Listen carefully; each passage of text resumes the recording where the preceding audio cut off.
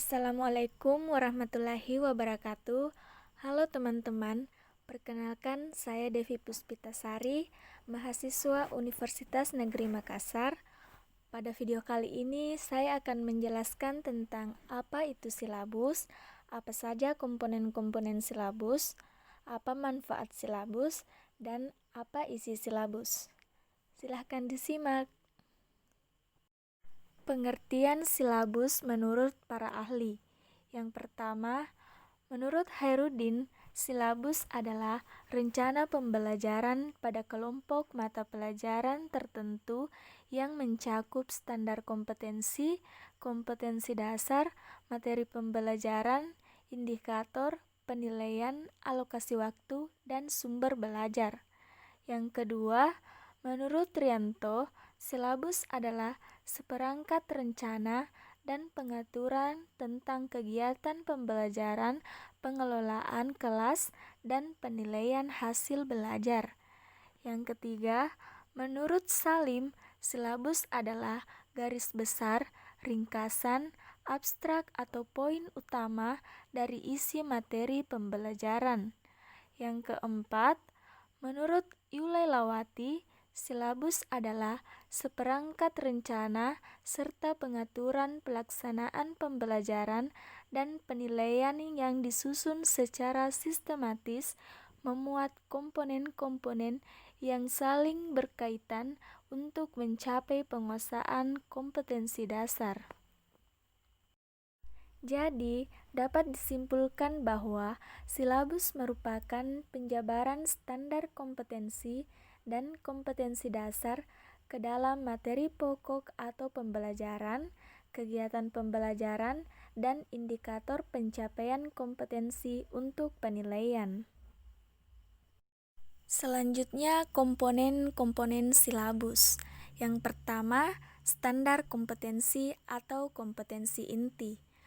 Kompetensi inti merupakan seperangkat kompetensi yang dibakukan dan harus dicapai siswa sebagai hasil belajarnya dalam setiap satuan pendidikan atau SKL yang digunakan untuk memandu penjabaran kompetensi dasar menjadi pengalaman belajar. Yang kedua, kompetensi dasar. Kompetensi dasar adalah kemampuan minimal pada tiap mata pelajaran yang harus dicapai siswa. Kompetensi dasar dalam silabus berfungsi untuk mengarahkan guru mengenai target yang harus dicapai dalam pembelajaran. Yang ketiga, materi pokok atau pembelajaran. Materi pokok adalah pokok-pokok materi yang harus dipelajari siswa sebagai sarana pencapaian kompetensi dasar dan yang akan dinilai dengan menggunakan instrumen penilaian yang disusun berdasarkan indikator pencapaian belajar. Yang keempat, kegiatan pembelajaran. Kegiatan pembelajaran adalah bentuk atau pola umum kegiatan pembelajaran yang akan dilaksanakan. Strategi pembelajaran meliputi kegiatan tatap muka dan non-tatap muka. Yang kelima, indikator. Indikator merupakan penanda pencapaian kompetensi dasar yang ditandai oleh perubahan perilaku yang dapat diukur yang mencakup sikap, pengetahuan, dan keterampilan. Indikator digunakan sebagai dasar untuk menyusun alat penilaian. Yang keenam, penilaian. Pada pembelajaran penilaian dilakukan untuk mengkaji ketercapaian kompetensi dasar dan indikator pada tiap-tiap mata pelajaran. Yang ketujuh, alokasi waktu. Penentuan alokasi waktu pada setiap kompetensi dasar didasarkan pada jumlah minggu efektif dan alokasi waktu mata pelajaran per minggu dengan mempertimbangkan jumlah kompetensi dasar, keluasan, kedalaman, tingkat kesulitan, dan tingkat kepentingan kompetensi dasar. Yang kedelapan, sumber belajar. Sumber belajar adalah rujukan, objek atau bahan yang digunakan untuk kegiatan pembelajaran. Sumber belajar dapat berupa media cetak dan elektronik, narasumber, serta lingkungan fisik, alam, sosial, dan budaya. Penentuan sumber belajar didasarkan pada standar kompetensi dan kompetensi dasar, serta materi pokok atau pembelajaran, kegiatan pembelajaran, dan indikator pencapaian kompetensi. Selanjutnya, manfaat silabus. Silabus memiliki beberapa manfaat. Yang pertama, silabus memberikan pedoman atau acuan untuk mengembangkan pembelajaran lebih lanjut. Yang kedua, silabus memberikan gambaran tentang pokok-pokok program yang akan dicapai dalam suatu mata pelajaran. Yang ketiga, silabus memberikan semacam ukuran dalam menentukan berhasil tidaknya suatu program pembelajaran. Yang keempat, silabus merupakan dokumen tertulis yang dapat digunakan sebagai akuntabilitas suatu program pembelajaran.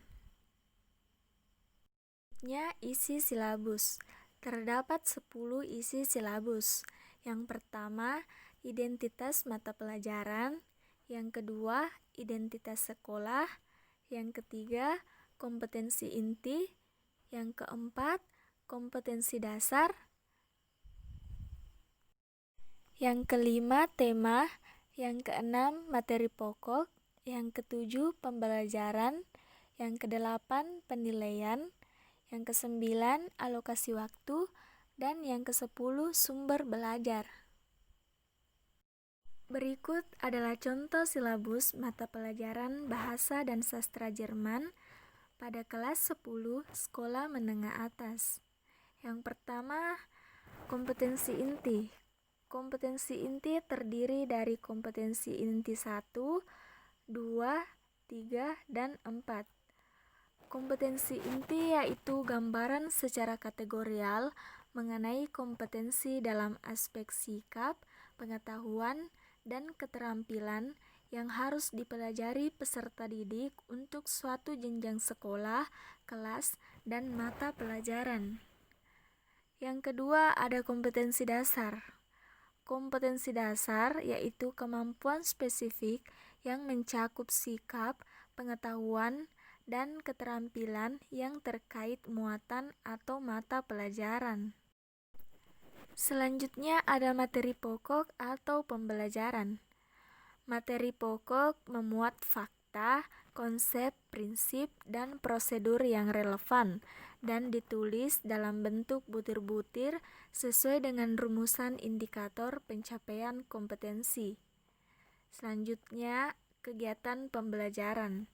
Kegiatan pembelajaran yaitu kegiatan yang dilakukan oleh pendidik dan peserta didik untuk mencapai kompetensi yang diharapkan. Selanjutnya ada penilaian. Penilaian merupakan proses pengumpulan dan pengolahan informasi untuk menentukan pencapaian hasil belajar peserta didik.